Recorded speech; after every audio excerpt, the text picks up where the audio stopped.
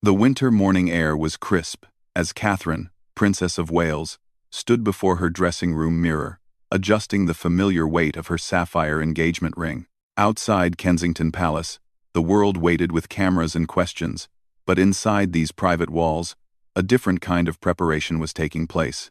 William appeared in the doorway, his navy suit pressed perfectly, yet his eyes carried the same uncertainty that had become their shared language over the past months.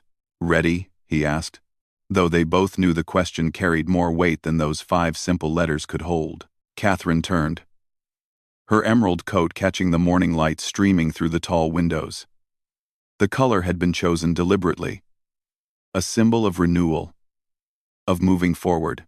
She had learned to speak in symbols during her years as a royal, but now each choice felt heavier, more meaningful. The public had watched their absence, speculated about their silence, and now they would witness their return. The car journey through London's familiar streets felt different this time. William's hand found hers as they passed the places that had once felt like home. The shops where they had once walked freely, the parks where they had taken their children before the weight of recent events had changed everything. Their protection officer, James, caught Catherine's eye in the rearview mirror and offered a reassuring nod. He had been with them through it all, a silent witness to both their public triumphs and private struggles. Their first engagement was a visit to a children's hospital in East London. The choice wasn't accidental. Children had always brought out the most genuine versions of themselves. As their car pulled up to the modest brick building, Catherine could see the small faces pressed against the windows above, hands waving with the pure excitement that only children possess. For a moment, the knot in her stomach loosened. Dr. Sarah Mitchell, the hospital's chief pediatrician, greeted them at the entrance. She was a woman in her 50s with kind eyes and practical shoes, the kind of person who had dedicated her life to healing rather than ceremony.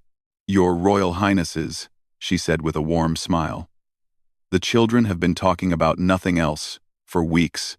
As they walked through the hospital corridors, Catherine noticed how the familiar routine began to settle around them like a comfortable old coat. William fell into step beside a young patient named Tommy, who was proudly showing off his new prosthetic leg. The boy's enthusiasm was infectious as he demonstrated how he could now run and jump, his face beaming with pride rather than self-consciousness. "I'm going to be in the Paralympic Games," Tommy announced confidently, his 8-year-old certainty making William smile genuinely for the first time in weeks. "I don't doubt it for a second," William replied, crouching down to Tommy's level. "What event are you training for?" "All of them," Tommy said matter-of-factly, causing both William and Dr. Mitchell to laugh. Meanwhile, Catherine found herself in the art therapy room with a group of teenage patients. The walls were covered with colorful paintings and drawings, each one telling a story of hope, fear, dreams, and determination. A 16-year-old girl named Aisha was working on a canvas filled with swirling blues and greens, her concentration absolute. "It's the ocean," Aisha explained without looking up when Catherine approached. "I've never seen it in real life, but I dream about it sometimes. It looks peaceful." Catherine studied the painting, seeing layers of meaning in each brushstroke. "It's beautiful," she said softly. "The way you've captured the movement of the waves, it really does look peaceful. My mum says I might get to see the real ocean next year if my treatment goes well," Aisha continued, finally looking up. "She's planning a trip to Brighton." "Brighton has lovely beaches," Catherine replied, remembering her own childhood trips to the seaside. "The water's usually quite cold, but there's something magical about it anyway." As they moved through the hospital, both William and Catherine began to remember why they had chosen this life of service in the first place. It wasn't about the ceremonies or the photographs. It was about these moments, these connections with people whose stories mattered. The weight they had been carrying began to shift, not disappearing entirely, but redistributing itself in a way that felt more manageable. In the children's ward, they met the Henderson family. 8-year-old Lucy was recovering from a complex heart surgery, her parents taking turns sleeping in the uncomfortable hospital chair beside her bed. Mrs. Henderson's eyes were red with exhaustion, but she smiled when Catherine sat down beside her. "How are you holding up?" Catherine asked, speaking mother to mother, rather than princess to subject. "Some days are harder than others," Mrs. Henderson admitted. But she's so brave. Braver than I am, really. Catherine nodded, understanding the particular kind of fierce love that comes with watching your child face challenges beyond their years. Children have an amazing ability to find joy even in difficult circumstances, she said. They teach us about resilience. William was reading to a group of younger children in the corner, his voice taking on different characters for each page of the picture book. The children giggled at his silly voices, completely unaware that they were listening to their future king. For them, he was simply a tall man who was willing to make funny sounds to help them forget about their medications and treatments for a little while. As their visit neared its end, the hospital staff gathered in the small conference room for a brief meeting about the hospital's ongoing needs and future plans. Dr. Mitchell spoke passionately about their new mental health program for pediatric patients and their families, explaining how the emotional support was just as crucial as the medical treatment. We've seen remarkable improvements when families feel supported not just medically, but emotionally as well, she explained. The children recover faster when their whole family is cared for. William leaned forward, genuinely interested. What kind of support do you find most effective? Honestly, it's often the simple things, Dr. Mitchell replied. Art therapy, music programs, even just having someone to talk to who understands what they're going through. Many of our families feel isolated, like they're the only ones facing these challenges. Catherine thought about isolation, about how it felt to carry burdens that seemed too personal to share with the world. Connection, she said quietly. It's about helping people feel less alone. Exactly, Dr. Mitchell agreed. And visits like yours today, they matter more than you might think. The children will talk about today for months. As they prepared to leave, young Tommy appeared again with a carefully folded piece of paper. I drew you a picture, he announced to William. His chest puffed out with pride. William unfolded the paper to reveal a drawing of a man in a crown standing next to a boy with a prosthetic leg. Both figures were smiling and holding hands. At the bottom, in careful child's handwriting, were the words, King William and Tommy, best friends. This is going on my office wall, William said seriously, and Tommy's smile could have lit up the entire hospital. The drive back to Kensington Palace was quieter than the morning journey. Both William and Catherine were processing the day, feeling the familiar combination of exhaustion and fulfillment that came with meaningful public engagements. They had remembered something important today. That their role, at its best, was about service and connection, rather than ceremony and obligation. The Henderson family, Catherine said finally as they passed through Hyde Park. I know, William replied, understanding immediately. We should follow up, make sure they have what they need. It was a small thing, perhaps, but it represented something larger. Their commitment to making their public role personal, to ensuring that the people they met weren't just photo opportunities but real connections that continued beyond the official visit. As they pulled through the palace gates, William's phone buzzed with messages from their private secretary about the next day's engagements. There was a reception for environmental charities, a visit to a military base, and a dinner with Commonwealth representatives. The rhythm of royal life was reasserting itself. But something had shifted. The weight was still there, but it felt different now, more purposeful, more connected to something meaningful. That evening, as Catherine tucked their children into bed, Prince George asked about their day. Did you help people today, Mummy? We tried to, Catherine replied honestly. Sometimes helping just means listening and caring. Like when I'm sad and you sit with me? Exactly like that, she said, kissing his forehead. Sometimes the most important thing we can do is just show up and care. Later, as William and Catherine sat together in their private sitting room, reviewing the day's events and preparing for tomorrow's schedule, they felt something they hadn't experienced in months. A sense of forward movement. The morning's uncertainty had been replaced by a renewed understanding of their purpose. Dr. Mitchell was right, Catherine said, looking up from her briefing notes. It really is about helping people feel less alone. William nodded, thinking about Tommy's drawing, now carefully placed on his desk. Maybe we needed reminding of that ourselves. Outside, London continued its evening rhythm, unaware of the quiet transformation happening behind the palace walls. Tomorrow would bring new challenges, new opportunities to serve, and new chances to remember why they had chosen this path in the first place. The morning light had returned, not just to the winter day, but to their sense of purpose. The crown's new rhythm was beginning to emerge, built on the foundation of genuine service and authentic connection rather than mere obligation and tradition. 3 weeks had passed since their return to public duties, and the rhythm of royal life was beginning to feel more natural again. Catherine stood in the blue drawing room at Buckingham Palace, watching as staff members arranged chairs for the afternoon reception. Today's event was significant. Their first major formal engagement since returning, hosting representatives from mental health organizations across the Commonwealth. The room buzzed with quiet efficiency as palace staff made final preparations. Catherine had learned to appreciate these moments before events began, when the space still held possibility, rather than the weight of expectation. Through the tall windows, she could see the last of the autumn leaves, clinging to the trees in the palace gardens. Their golden color, a reminder that change, even when difficult, could be beautiful. William entered the room, adjusting his cufflinks with the unconscious precision that came from years of formal events. He had been in meetings all morning with their private secretary and communications team, working out the delicate balance between their desire for authentic engagement and the necessary protocols of royal life.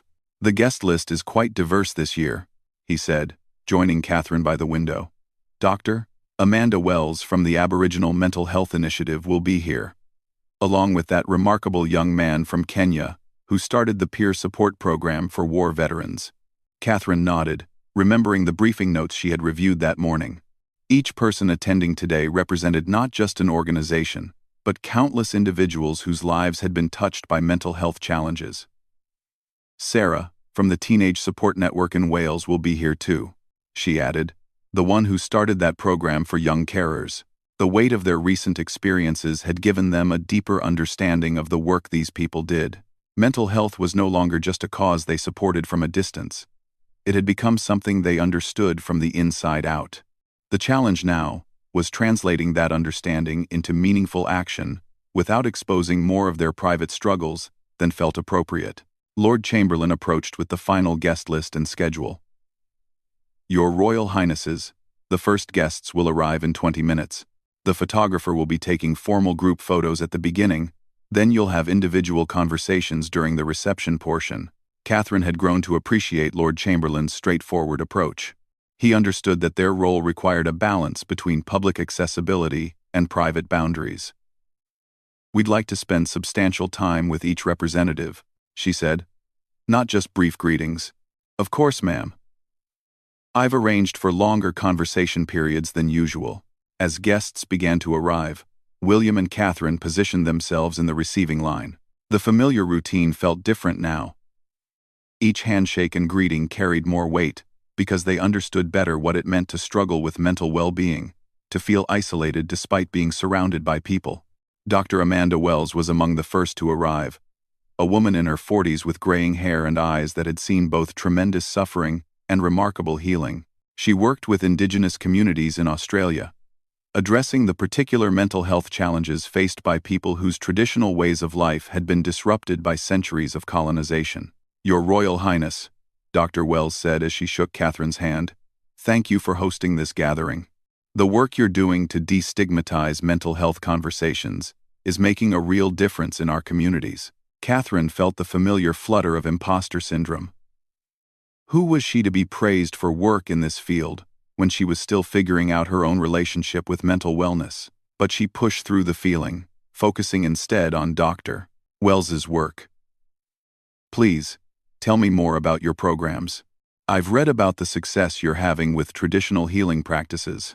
We've found that combining traditional Indigenous healing methods with contemporary therapeutic approaches creates powerful results," Dr.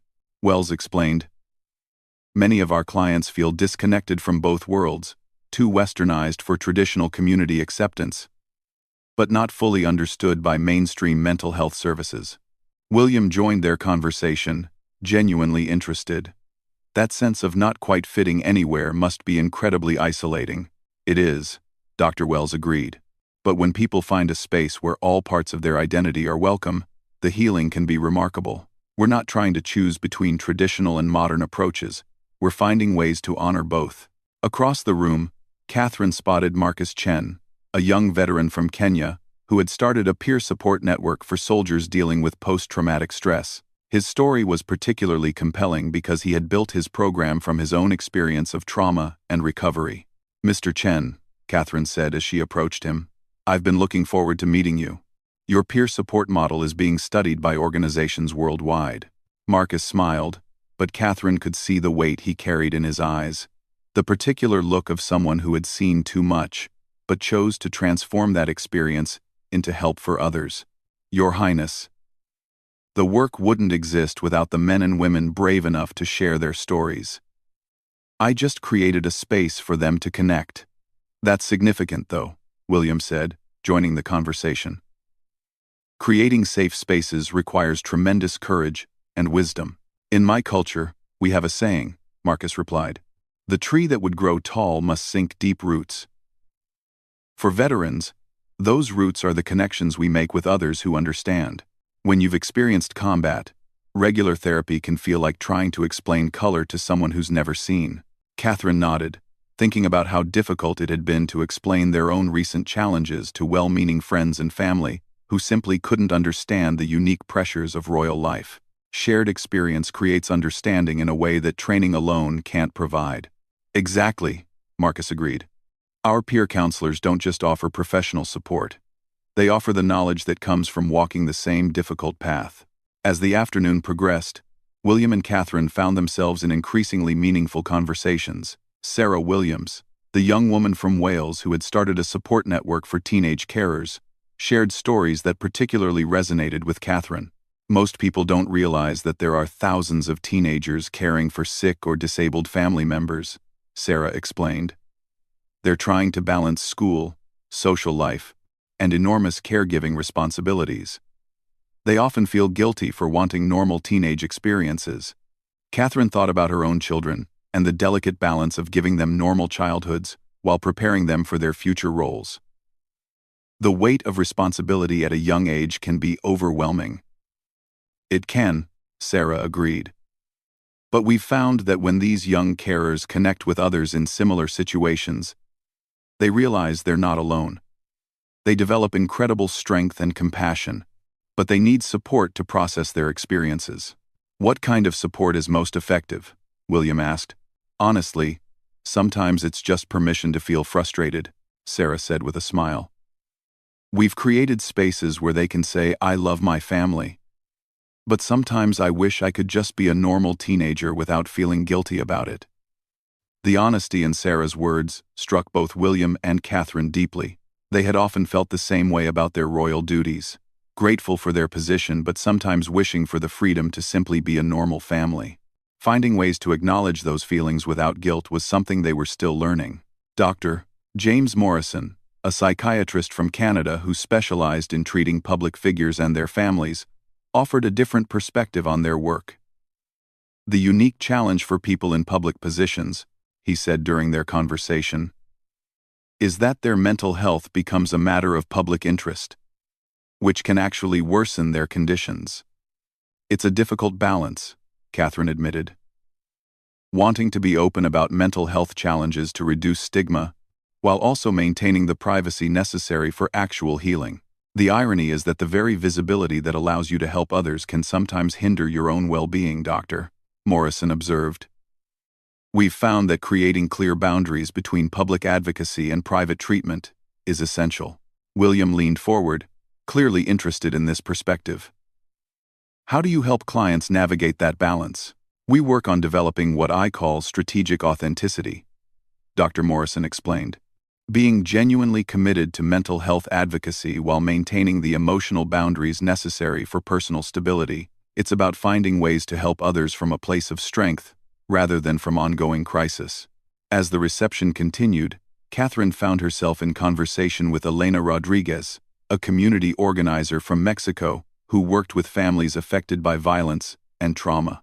Elena's approach emphasized the importance of addressing mental health within the context of community and culture, rather than as an individual problem. In our communities, healing happens in relationship, Elena explained.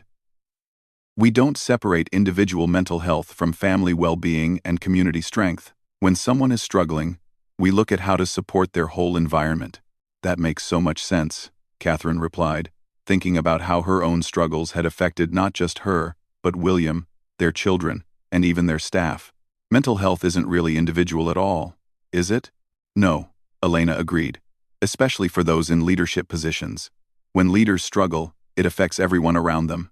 But when leaders model healthy approaches to mental wellness, it gives permission for others to seek help too. The conversation was interrupted by a commotion near the palace windows. Through the glass, they could see a small crowd of photographers and reporters who had gathered hoping to catch glimpses of the royal couple. The reminder of constant public scrutiny felt jarring after the intimate conversations of the afternoon. William noticed Catherine's slight tension as she glanced toward the windows. "Should we move to a different room?" he asked quietly. "No," she said after a moment. "This is part of our reality. But it's a good reminder of why this work matters. Why we need to keep talking about mental health even when it's difficult." Dr. Morrison, who had overheard the exchange, nodded approvingly. That's strategic authenticity in action. Acknowledging the challenge while staying committed to the work. As the formal portion of the reception began to wind down, Catherine found herself reflecting on the conversations of the afternoon. Each person they had met represented not just professional expertise, but lived experience with the challenges of mental wellness. Their stories had reinforced her growing understanding that their own struggles, while unique in some ways, were part of the broader human experience of navigating difficulty and finding resilience. The final guest to approach them was Dr. Ruth Chen, a researcher from New Zealand who studied the mental health impacts of social media on young people. Her work had particular relevance given the constant online scrutiny that came with royal life. "Your Royal Highnesses," Dr. Chen said, "I've been following your mental health advocacy work, and I wanted to share some research that might interest you.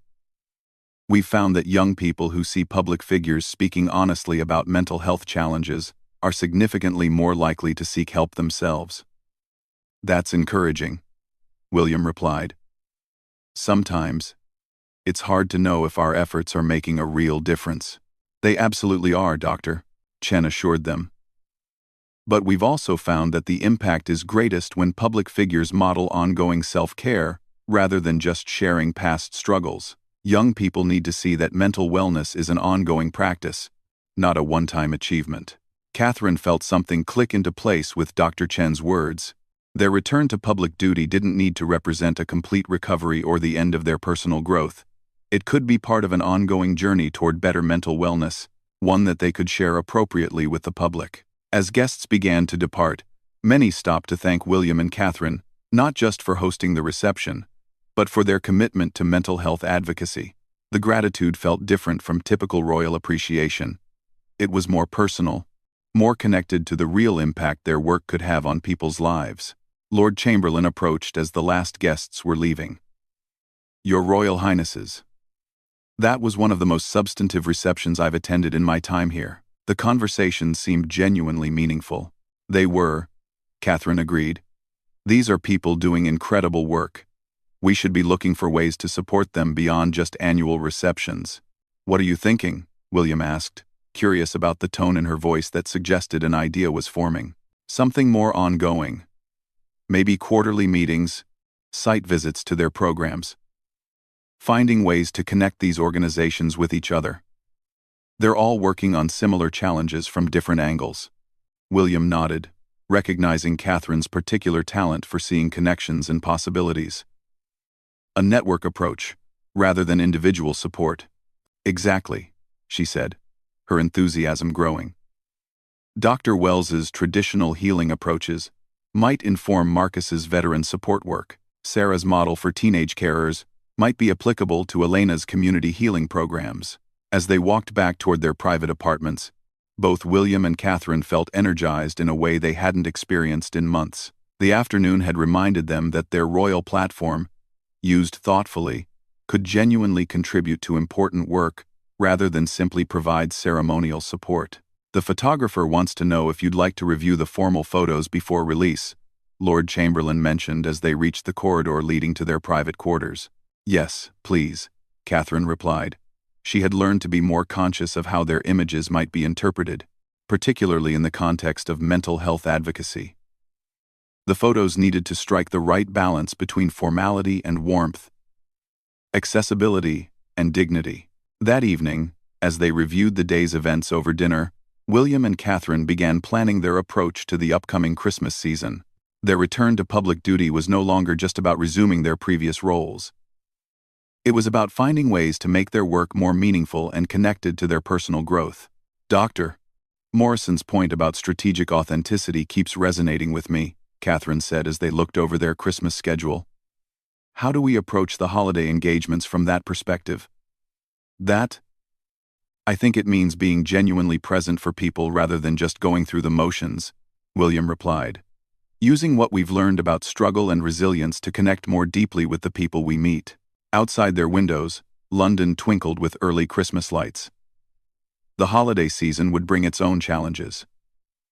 Increased public scrutiny, family obligations, and the pressure to embody joy and stability for the nation. But for the first time in months, they felt ready to meet those challenges from a place of authenticity rather than mere duty. The weight of tradition and change was beginning to balance itself into something sustainable, something that honored both their roles and their humanity. Tomorrow would bring new opportunities to practice what they had learned, to continue building the Crown's new rhythm from a foundation of genuine service and personal growth. December had arrived with an unusual warmth for London, as if the city itself was embracing the spirit of renewal that seemed to follow William and Catherine wherever they went. The festive season brought with it a full calendar of traditional royal engagements. But this year felt different. Standing in the ornate state dining room at Buckingham Palace, Catherine watched as florists arranged towering Christmas trees, while staff hung garlands that had been crafted by local schoolchildren. The annual Christmas reception for Diplomatic Corps was scheduled for this evening, and Catherine found herself approaching it with a mixture of excitement and nervousness that she hadn't felt in years. Public events no longer felt like performances to endure, but opportunities to practice the authentic engagement they had been developing over recent weeks. William entered the room carrying a stack of briefing notes, his expression thoughtful. "The guest list is remarkable this year," he said, joining Catherine near the largest Christmas tree. "We have ambassadors from 43 countries, and many of them have specifically requested time to discuss mental health initiatives in their regions." "Really?" Catherine asked, surprised by the unexpected connection between diplomatic protocol and their personal advocacy work. "Apparently our mental health reception last month made quite an impression," William explained. "Several embassies have reached out about collaborative programs. The ambassador from Rwanda wants to discuss integrating traditional healing practices with modern therapy, similar to what Dr. Wells is doing in Australia." Catherine felt a familiar spark of excitement. This was exactly what she had hoped would happen. Their work, creating connections and inspiring collaboration, rather than simply raising awareness. "What about the Christmas engagements with the children's charities? Are those still on schedule?" "All confirmed," William replied, consulting his notes. "Tomorrow we have the Christmas party at the Children's Hospital, where we met Tommy, then the carol service at Westminster Abbey, and the traditional Christmas Eve visit to the homeless shelter." The homeless shelter visit had been their idea, a new addition to the traditional royal Christmas calendar. They had wanted to create space for engagement with people who often felt invisible during the festive season, when the contrast between celebration and struggle could feel particularly acute. As evening approached, guests began arriving for the diplomatic reception, the state dining room, filled with the gentle hum of international conversation. A mixture of languages that created a sophisticated backdrop to the evening's formal interactions. Catherine had chosen a deep red velvet gown for the occasion, the color symbolizing both the festive season and the warmth she hoped to bring to diplomatic relationships. Ambassador Maria Santos from Portugal was among the first to approach them during the reception. A woman in her 60s with silver hair and intelligent eyes, she had served in diplomatic posts across 4 continents and brought a wealth of international perspective to her conversations. "Your Royal Highnesses," Ambassador Santos said, as she joined their conversation circle. "I wanted to personally thank you for the leadership you're showing on mental health issues. In Portugal, we're seeing remarkable changes in how young people talk about emotional wellness, and much of that can be traced to the conversations you've been encouraging." "That's wonderful to hear," Catherine replied, genuinely pleased. "What specific changes are you noticing?" "Young people are seeking help earlier," the ambassador explained. "They're talking to teachers, parents, counselors, people they might have avoided before. The stigma is lifting because they see that even people in positions of great responsibility can struggle and seek support." William leaned forward, interested in this international perspective on their work. "Are there cultural challenges specific to Portugal that we should understand?" "Every culture has its unique relationship with mental health," Ambassador Santos replied thoughtfully. "In Portugal, we have strong family traditions that can be both supportive and overwhelming. Young people often feel caught between honoring family expectations and pursuing personal well-being." The conversation was interrupted by the approach of Ambassador James Okafor from Nigeria, a tall man with a warm smile and traditional robes that added elegance to the formal evening. He had been listening to their conversation and clearly wanted to contribute his own perspective. "Ambassador Santos raises important points," he said by way of introduction.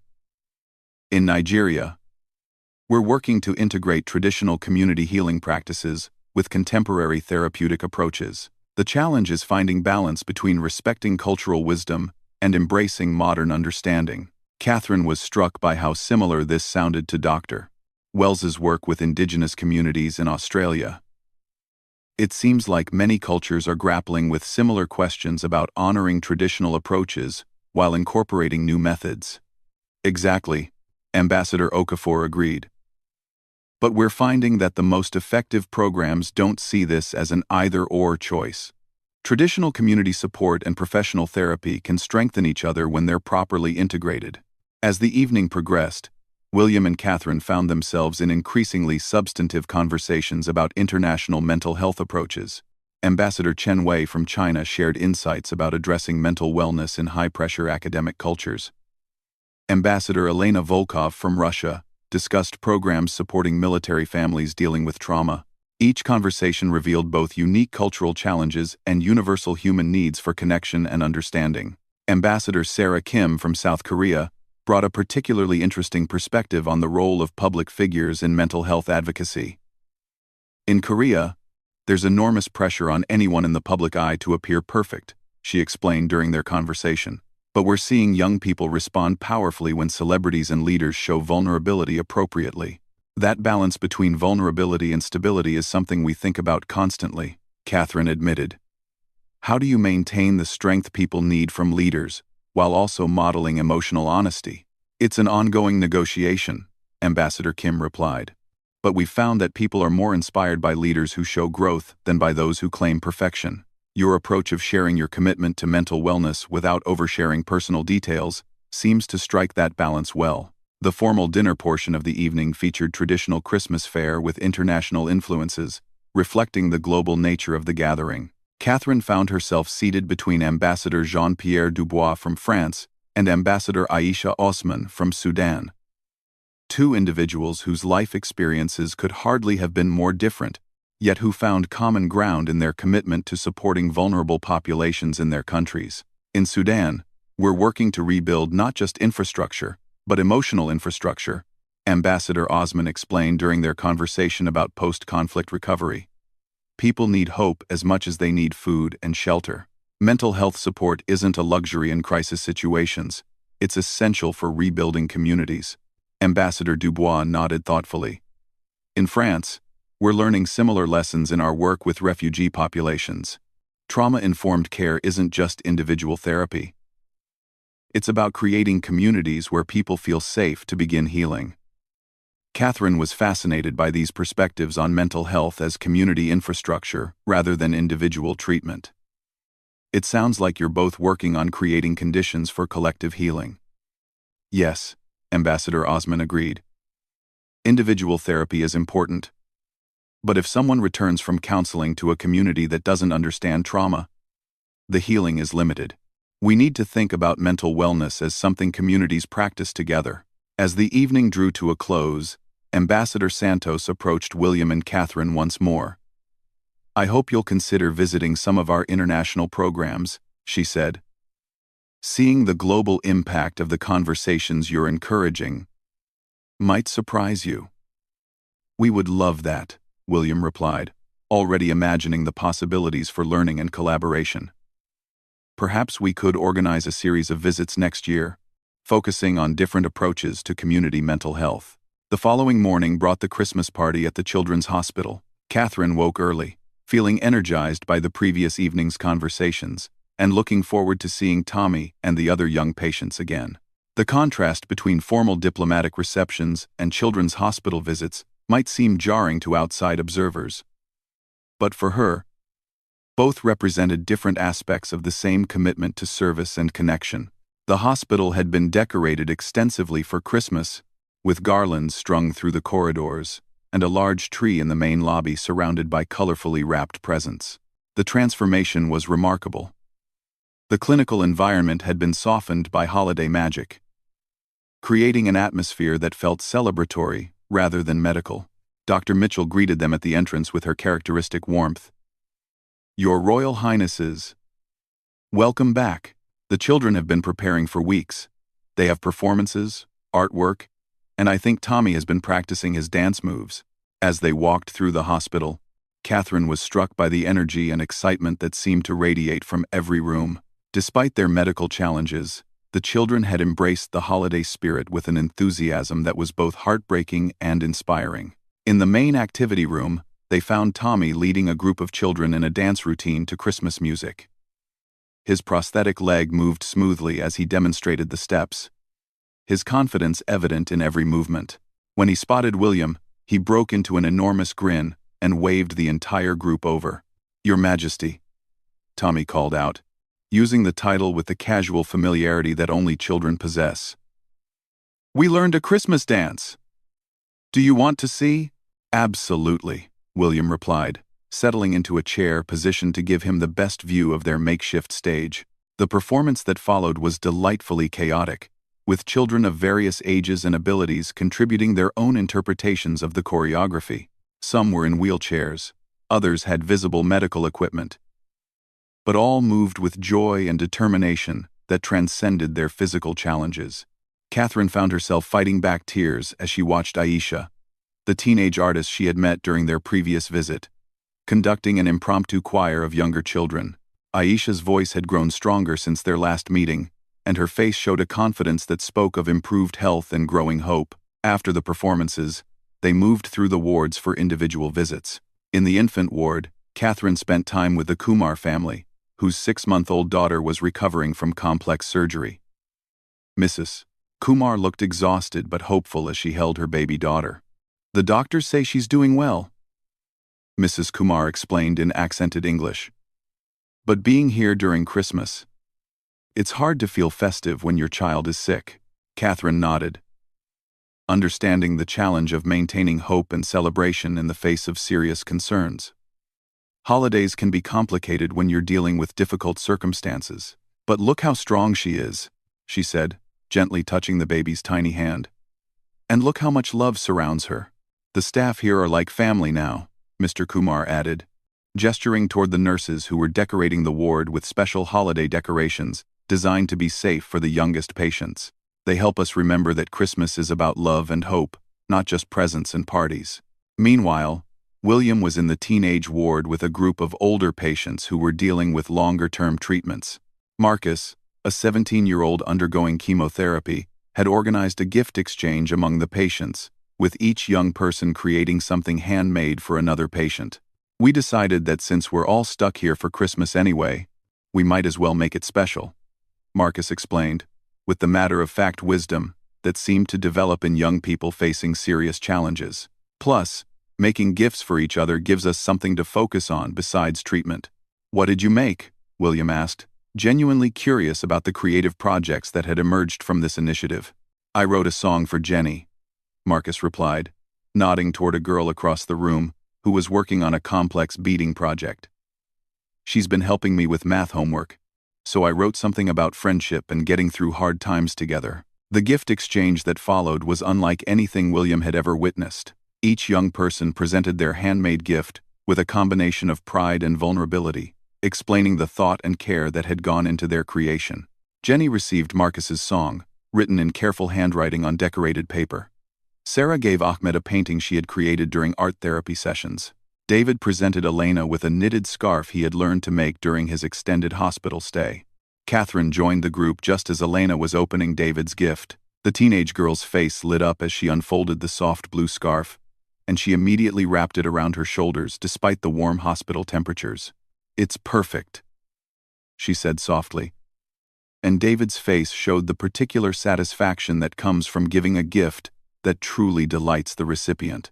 Dr. Mitchell appeared beside Catherine as they watched the young people admiring their gifts and sharing stories about the creation process. "This was entirely their idea," she said quietly. "We offered to organize activities for them, but they wanted to do something for each other instead." "It's remarkable," Catherine replied, watching Marcus tune a guitar that one of the older patients had brought from home. "They're creating their own sense of community and celebration. Children and teenagers have an amazing capacity for resilience," Dr. Mitchell observed. "But they also need opportunities to give, not just receive." This gift exchange gave them a chance to be generous with each other, which is often more healing than any entertainment we could provide. As their hospital visit continued, William and Catherine participated in various holiday activities throughout the facility. They helped decorate cookies in the pediatric ward, attended a small concert performed by local musicians in the main lobby, and shared Christmas dinner with families who couldn't leave the hospital for the holidays. During dinner, they sat with the Henderson family, whose daughter Lucy was now recovering well from her heart surgery. The improvement in both Lucy's health and her family's spirits was evident in their energy and optimism. "She's been accepted into the pilot program for young heart patients," Mrs. Henderson explained proudly. "It combines medical follow-up with physical activity and emotional support. The doctors say she could be back to normal activities by summer."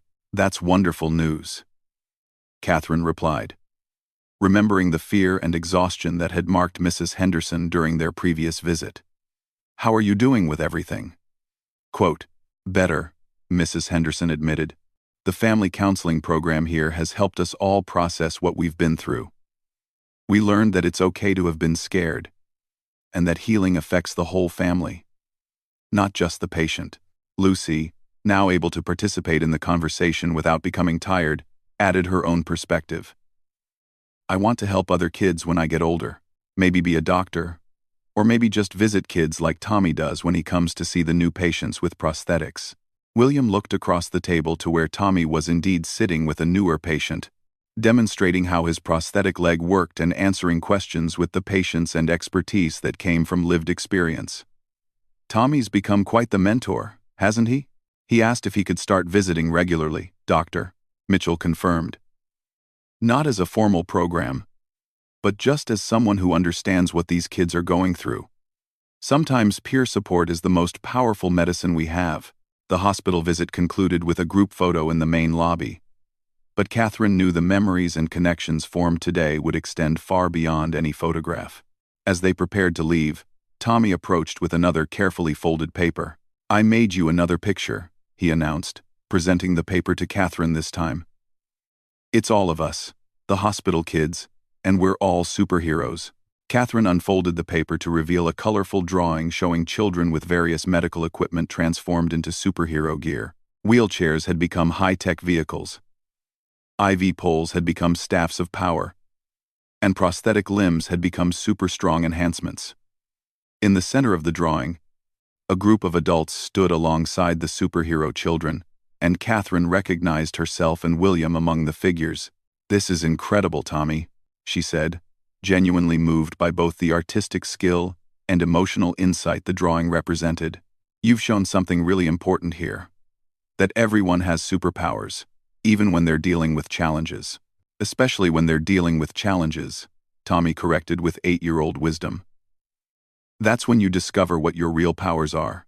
The drive back to Kensington Palace was quiet, both William and Catherine processing the emotional richness of the day. The children's resilience, creativity, and generosity had provided a powerful reminder of why their work mattered and how privilege could be transformed into meaningful service. The gift exchange, Catherine said finally as they passed through Hyde Park. The way they created their own celebration and focused on giving to each other rather than receiving from us. It changed the entire dynamic, William agreed. Instead of being recipients of royal charity, they became the center of their own celebration. We were just honored to witness it. That evening, as they prepared for the next day's carol service at Westminster Abbey, both William and Catherine felt a sense of completion and anticipation. Their return to public duty had evolved from simply resuming their previous roles to discovering new depths of engagement and meaning in royal service. The Christmas season was providing opportunities to practice what they had learned about authentic connection, strategic vulnerability, and the power of genuine presence. Each engagement built on the last, creating a new rhythm of royal life that felt both traditional and innovative. Tomorrow's carol service, William said as they reviewed the program for the Westminster Abbey event, it feels like a chance to celebrate everything we've learned and experienced over these past months. Catherine nodded, understanding that he was referring not just to their official engagements, but to their personal journey of growth and recovery, a celebration of resilience, community, and the possibility of finding joy even after difficulty. Outside their windows, London sparkled with Christmas lights that seemed to echo the sense of renewal and hope they had been cultivating. The Crown's new rhythm had found its beat, one that honored tradition while embracing authenticity, that balanced service with self-care, and that transformed personal growth into opportunities for deeper connection with the people they served. Christmas morning would bring the traditional royal family celebrations, but tonight brought the satisfaction of work well done and the anticipation of continued growth. The festive season had become not just a time of celebration, but a symbol of their commitment to finding light and meaning even in the midst of challenge. The turmoil was truly behind them now, replaced by a sustainable approach to royal life that honored both their humanity and their responsibility to serve others with authenticity and grace.